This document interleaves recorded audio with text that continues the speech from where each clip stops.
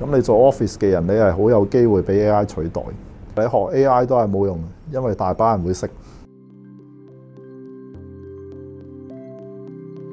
我係薛俊良，我間公司就係 Isaac Space Limited。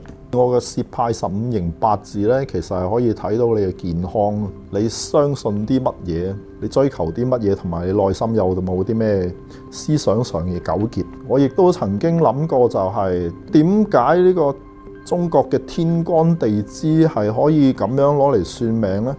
咁我就揾到一本書咧，就叫《黃帝內經氣運7篇》嘅研究啦。《黃帝內經》已經講明氣候點樣影響到你五臟，咁然之後五臟係可以影響到你情緒，情緒影響到你思想，一條龍咁樣解釋到嘅。其實系統思維咧，就係等人可以了解到呢個人同組織喺呢個職場上面或者係社會上面嘅各種問題。其實咧，呢啲咁樣嘅問題比起呢個命運或者人嘅性格咧，係簡單好多。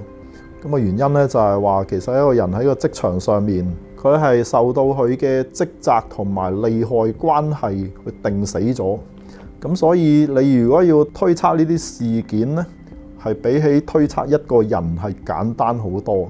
咁啊，系統思維就係教你點樣去推測一啲職場上面嘅嘢啦，公司同公司之間嘅問題啦，社會問題啦，咁啊令到你可以估計事情發展，同埋諗下一啲比較有效啲嘅方法去應付咁樣。咁我一開頭咧就係諗住，如果啲人對於呢個系統思維，即係理解下成個社會點樣運作，係多啲人識嘅時候，咁對於推行呢個環保應該好啲。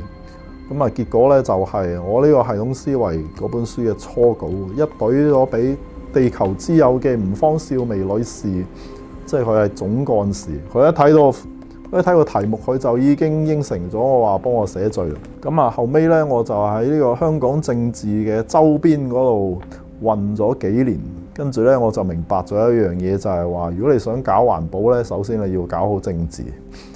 如果你想搞好政治咧，你就要說服好多人。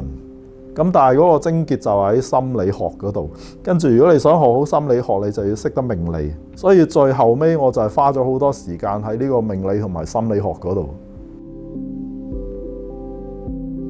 八字可以令到你明白你係嗰個傾向屬性係乜嘢。咁然之後你再睇翻你嘅五行生剋嗰啲，我真係可以大約咁樣幫你講到你個內心有啲咩矛盾掙扎。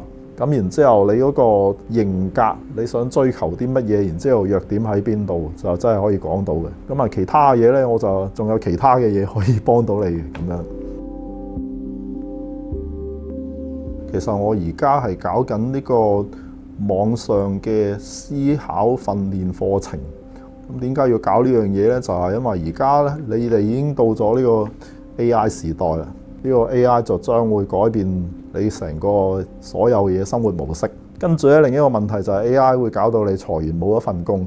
咁點樣先至令到你保存翻你喺 AI 時代嘅價值，甚至係更上一層樓呢？就係話，如果你可以操縱到 AI 嘅話，咁你就係比其他人更有價值。